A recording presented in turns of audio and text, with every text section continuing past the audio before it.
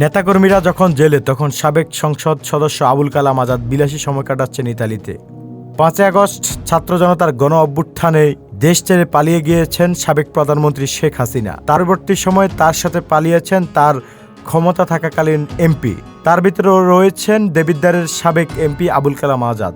দল যখন সংকটে, তখন নেতা কোথায়? এমন প্রশ্ন এখন ঘুরে বেড়াচ্ছে দেবিদ্বারের রাজনীতির বাতাসে। কুমিল্লার 4 দেবিদ্বার আসন থেকে নির্বাচিত সাবেক এমপি আবুল কালাম আজাদ একসময় ছিলেন আওয়ামী লীগের প্রভাবশালী নেতা। দলীয় প্রার্থী না হয়েও স্বতন্ত্র প্রার্থী হিসেবে সংসদে আসেন।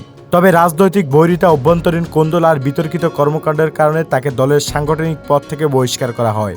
তিনি ছিলেন দেবিদ্বার উপজেলা পরিষদের সাবেক চেয়ারম্যান। তার নামে রয়েছে নানা রাজনৈতিক সংঘর্ষ ও বিতর্ক।